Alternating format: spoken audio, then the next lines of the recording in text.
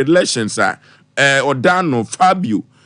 what the abasobody am about to come and say and say why ne kama pa na enuntino e say aye kama no Ghana for obi anya abotre no nkoto aba no to aba no so a na wato apapa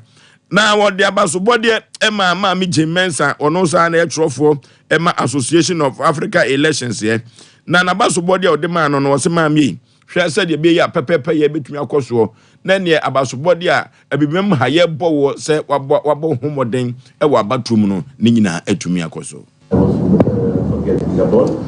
So we came here in the context of a project that is implemented with the African Union and funded by the Italian Foreign Affairs Ministry of Cooperation.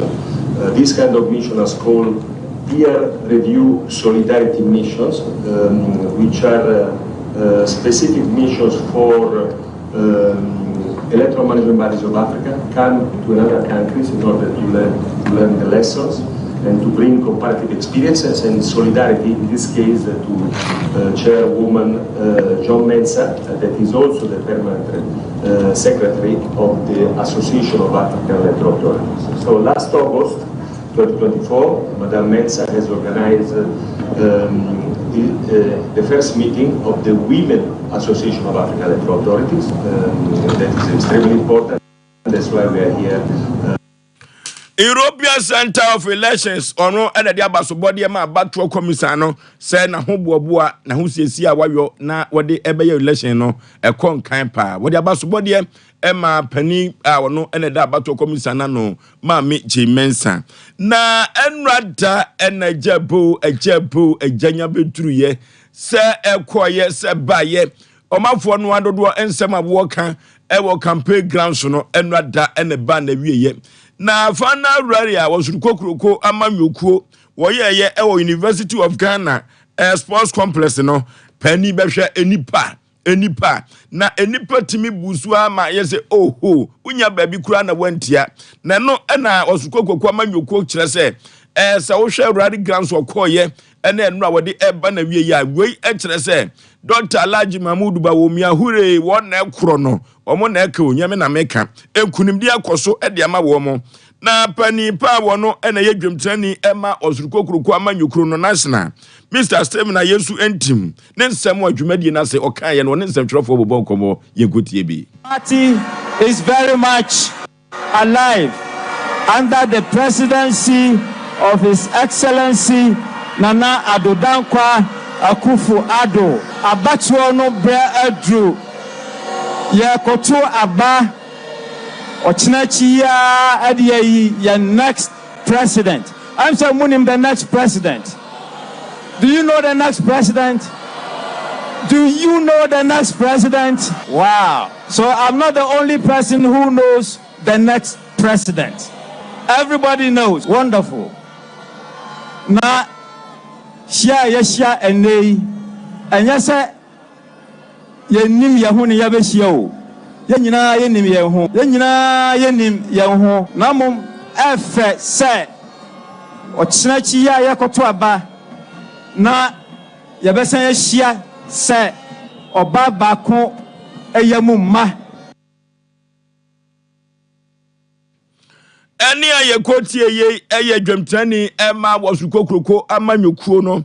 Orimonyamfo Steven Ayesu entim ne nsem okan ene se anyesi enim ye ho obi anim ye ho na mmom akira da ye koto aba na moto aba pa ye to aba pa de amahwan Dr. Alhaji Mahmoud Bawumia the digital man na o mechinchim sitia no emfa Ghana enkobo asase so de anado Dankwa Akufo-Addo bema boda wantumi anyo no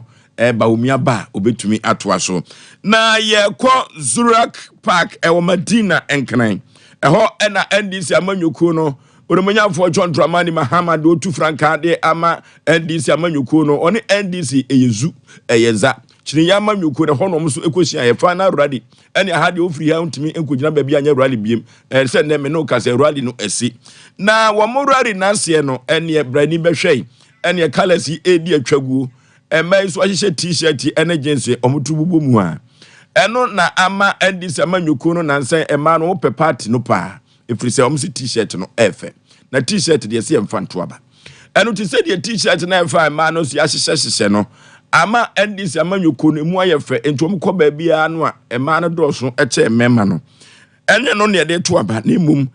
unyuma pa ene be kire se be to aba no na ye de amawo na adwumadie na se north town ebra hye bedwani onimiafo ku gyeto abra kwa ne nsem a woni nsem twerefo so kan. No man born of a woman can take the people's victory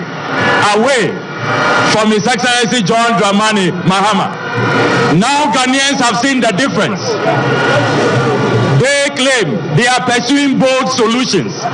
The people pursuing bold solutions are commissioning e-gates. Our nation builder, he builds an iconic airport which wins international awards. So who is really pursuing bold solutions? No other person than His Excellency John Dramani Mahama. Anyway, what was Zurak Park, Madina, and Cry Wabra, and this Amanyukon on Fana Rari, Untimi Kujina Babia, and more Deuru, so be Metwaba, and Faman Bim Nina, at Twitter. Na Doctor Nana, a free year, or your coordinator, Emma was Ruko Amanyukono campaign team. Na nasema wakanyina ane se he enyo ma koyi ama wosukoko kwama nyukuno ene omobontoa ewo Ghana ha nyina no fa ko mbeko nyina ha nipa dompem enipa na baba be hia sei enipa sentele omo nyina na ebeto abade ama wosukoko kwama nyukuno eno nti se campaign omokoye no eno na ekire se Dr. Alhaji Mahmoud Bawumia wadi nkunim dadada Dr. ayu afriye eto aso kan se hwe percentage wise ne kura no per campaign ye ko ye ewo Ghana afana nyina no Dr. Alhaji Mahmoud Bawumia no wasuruko kwa manyuko no 51% no eno mudidi nkunim. And this national chairman the back here seem to know your NDC but yaje is a so educated yawa e hono so na dia e ko se ye tu ni tutu se mo ko go baba ko to ho no se bibia e ready to hold the grounds to square the analysis campaign message no now will be a show uni bi so a show and all give the nyame massive they are about to us any assembly and the time is gone and that is one of the indicators of our success in the middle belt and the success for the MPP. You go to the initial that we have anticipated with the round of set we rounded up the campaign the style said 51.7. Any awuti ye Dr. Nana ayu afriye MPP or coordinator Emma campaign team no ne semode atudwa nyan say percentage wise no kro de atudwa na kire say win no ekọ e de ama osukukuruku amanyuku no na yentu akase ne so emfa mamu a say wo ba santima ntem communication director Emma NDC amanyuku no eyezu eyeza kire ya amanyuku no lawyer Abbas Nuruddin na nasemwa okanyina se he mumam wani na ho NDC foi se polling stations ahodo no si ebewia wa ho nifire enti mawani na ho minwia mawani na ho pa se de nsamansama bi esama ne tamfu ensuo no ene ohwe wo maya no kra no na ni gen wo mana no so nyehwe obesama chese ho ye nahi eno ti ahisem no nti no mumam wani na ho na senti a wo kasa ne se campaign member bi ewo edwoso na wo ye NPP ni sesi a wo ye presiding member eno kemfa kwam sa asem no bi ekosi okuma wo bodum ase eno ti no se de abato no AC ekwakwakwaye no se mu amamani anna ho 6 ye de bedane ye 9 neto enfamba obi a waye den wawu ebio ejanyanum ye kan se NDC agent bia no kwa insist say yenka say kokunto pa na say koye basabasa na say ye koso e wo no ba jina ba bia abom mu a ye hwenu padu wo no nipa ne ba na wo na nipa wo so ni di ye dai e wo na ye check ni wie na ye verify that ya sign the barcode ni se ye be ya wo sign ti ni ye dai e meto yansa eye ba bia ye de eye ade no a ye to aba wo mu ye de esi emra se adaka no a ye to aba wo mu no ya fansi ba bia obi beto na aba obi gina kira wonya de o hu ba bia wo to aye de akọ na si ba bia e ho so enye kokoa ma obi yi bibia afri ni botoma ha sa na tare ma obi nye de obi hu na the presiding officers ne tare wa Ashanti region they said ya de ade be si baby na nipa gina e kire say afu e abato on so no the two main contenders no baako was so and baako eno eben efimfin a e passe in the way the sa na obi je na wo to so it is easy for people on mudina cheni so on be dey omu Abbas Nuruddin ono ena communication director Emma NDC amanyuku no eyezu eyeza chine amanyuku ne ena yekotie ye no na oma bia ne puntuo egina ngoma suaso ne sayo nti obata bia da yeso ne se obema ne ba sipumasibire ewo ngoma suam na dachi ankwama no yanyamintri ene atwotwo wuro adokotafo anensefo ewo mam ha na wenyina bawie mu dia agese classroom a wote no asundue wo ho awie bo a emmo ensu otu a entimi enwu so classroom za na esua de ewo ho na mrase badwani ma de se o commander edina egu am ebrem abato mpasua so honorable Samuel Atamese said ye wo penem koda yiye said wo penem manfo eyi no ntino classroom ahodo enan bi waye nsiesie said ye beya koda yi ebenya asudue edi esua de 2023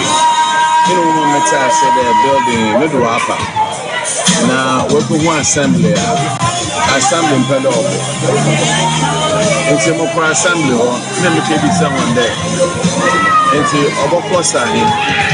ma waye building na assembly na ka cheme there oboko over 250,000 enkano 2.5 billion na me dey choma there me for common fund kaka Emrashe badwani Samuel Atamese ne ena yekotie ye no na pani wono ena tie atwam de ma PTA association no wono so ekasa odwumadi na se ya kache no so baba so be no bohwe na mi adum ode sisa ye yo wa ye wa renovate what modo ye bia wa ye mande ye gbe ya no nti yihu de wa ya adi nti ihe awofo ye wo Isama United, Yabana Bado, na Yastanya Misha, the Omobadna non Kodo, na Yamisha, and there Yawabatobe, the airport, na Idumapa, Wayanti, Yawinsuna, Yanibosamu, no Wayana Dum, Amawitumuna, Wayamo, I'm a school, in your school in Koko Training, and Witumaboma, ono ena yedwemtani Emma PTA meeting association no abet ne ena yekotie ye no ye to akase ne so na ye de amamo and vice president ye Emma Bro MPP women's wing ye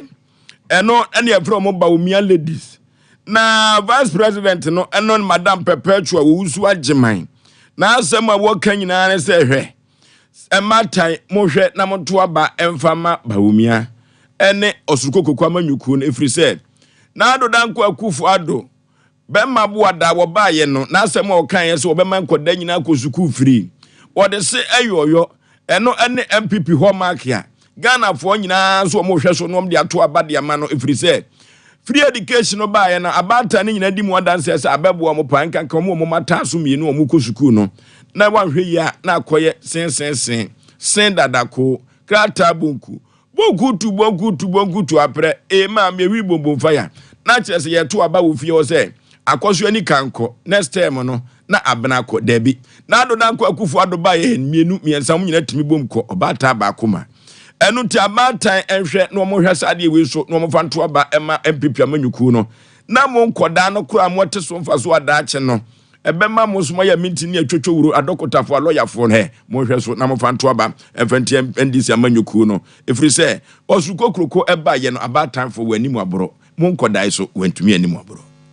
Omia Ladies Global ye volunteer group a ye wo MPP amanyuku ni ma ye botaye nyina ne se ye boaboa emano from various constituency e dia bo ye papa Bawumia echidom ene MPP enti Bawumia Ladies ote yenka na chese bebia Bawumia Ladies yo bia no ye botaye esi ye ni supa ne se MPP amanyuku na ye papa Dr. Bawumia etu franka emano no ena ye boaboa emanyina no various constituencies near dia boa ye papa Dr. Bawumia Yo, me da si bebre. Me say, ye ka say, e ma wo niema mu a eye. But we me ladies mo hwe.